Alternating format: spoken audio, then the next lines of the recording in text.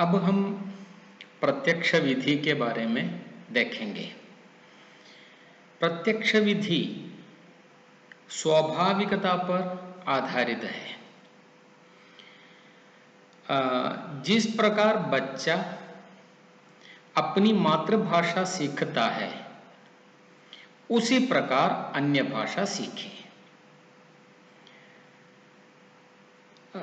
उसी प्रकार लक्ष्य भाषा सीखें।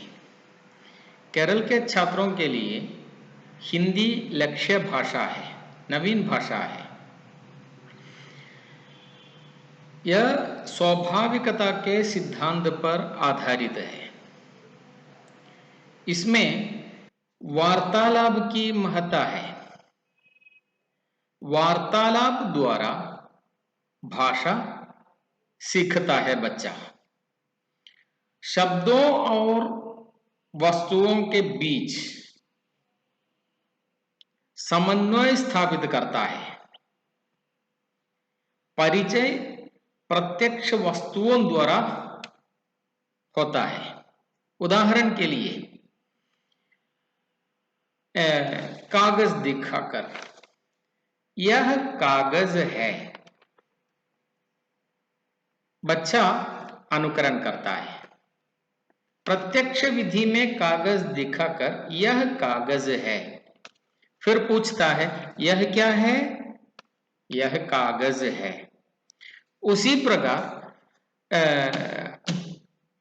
कलम दिखाकर, नहीं तो पुस्तक दिखाकर यह पुस्तक है, क्या है, यह पुस्तक है।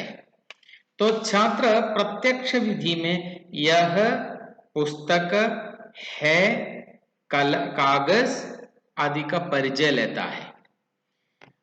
वास्तविक वस्तु को सामने दिखाकर सिखाने के लिए प्रयत्न करता है प्रत्यक्ष विधि में। बालक निरंतर आवृत्ति करता है, अनुकरण करता है प्रत्यक्ष विधि में सीखते समय। अंक संचालन का और अभिनय का विशेष महत्व है प्रत्यक्ष विधि में। जब हमने कक्षा में देखा भी था, जब आप पहले सेमेस्टर में थे, शायद आप लोगों को याद होगा, अकबर बादशाह और बीरबल की कहानी में जब अकबर की बारी आ जाता है तो अध्यापक के चाल चलन में भिन्नता होती है। अकबर कहता है, बीरबल मैं कुछ सीखना चाहता हूं। तो छात्र समझता है कि कहने वाला बादशाह है, अकबर है, बीरबल को पुकार रहे हैं। तो बीरबल क्या कहता है, हुजूर आप क्या सीखना चाहते हैं? तो बीरबल के बारे में भी पता चलता है। हुजूर का शब्द का अर्थ समझ लेता है। यह प्रत्यक्ष विधि है। प्रत्यक्ष विधि में अभिनय का और अंक संचालन का विशेष स्थान है और दृश्य श्रव्य साधनों का अत्यधिक उपयोग, अधिकाधिक उपयोग होता है, क्योंकि प्रत्यक्ष सिनेमा देखता है। सीडी प्लेयर द्वारा या बड़े स्क्रीन में हिंदी सिनेमा दिखाता है। छात्र प्रत्यक्ष जानकारी प्राप्त करता है कि निर्दिष्ट शब्द उच्चारण करते समय, निर्दिष्ट वाक्य का उच्चारण करते समय अभिनेता का अंक संचालन किस प्रकार हो, निर्दिष्ट प्रकार संचालन अंक संचालन में अर्थ में क्या भिन्नता हो जाती है, वो प्रत्यक्ष है। उदाहरण के लिए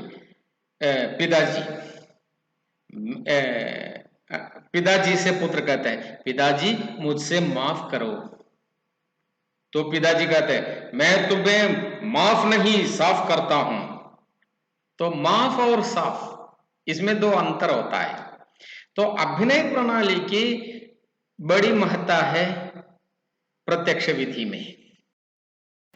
वास्तविक वस्तु का जहां तक हो सके कक्षा में प्रस्तुतिकरण हो जाता है। प्रत्यक्ष विधि के अपने गुण होते हैं। देखिए, प्रत्यक्ष विधि में वार्तालाप की प्रधानता है, इसी कारण से उच्चारण में शुद्धता होती है। वार्तालाप की प्रधानता है, इसी कारण से उच्चारण में शुद्धता होती है, और यह मनोवैज्ञानिक है, क्योंकि अन्य भाषा के माहौल में अन्य भाषा सीखता है छात्र, इसीलिए मनोवैज्ञानिक है। छात्र का मन अन्य भाषा के माहौल में आ गिरता है। अभिनयात्मक प्रणाली को स्वीकार करने के कारण इस विधि में मनोरंजकता है।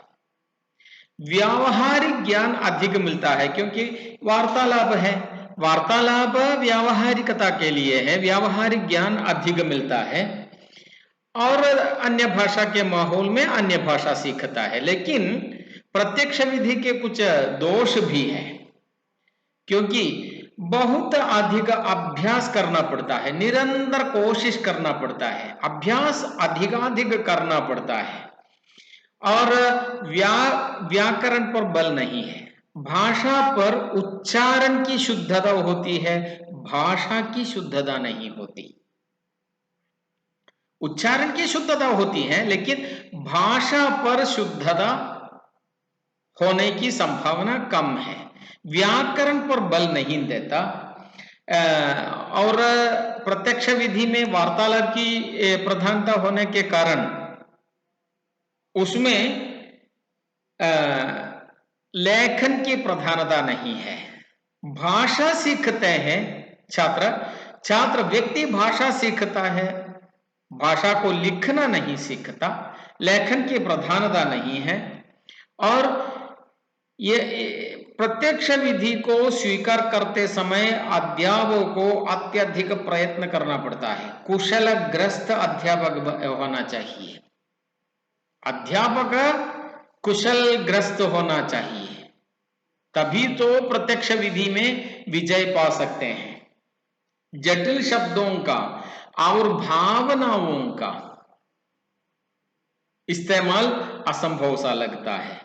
प्रत्यक्ष विधि में वास्तविक वस्तु को दिखाकर सिखाना आसान बातें है। सेब, कलम, कागज, मास्क, सैनिटाइजर दिखाकर सिखा सकते हैं, लेकिन स्वप्न का, भावनाओं का आविष्कार बहुत मुश्किल है।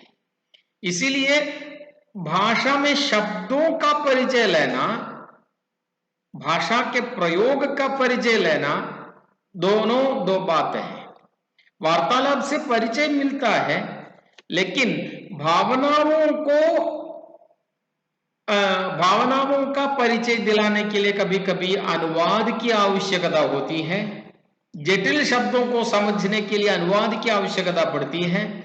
इतना ही नहीं, छोटी कक्षाओं में, जहां तक देखिए 5वीं कक्षा में जब हम हिंदी सिखाते हैं, उस कक्षा में केवल हिंदी का ही प्रयोग करें भाषाई माहौल बनाकर, तो वो कहां तक सफल होगा।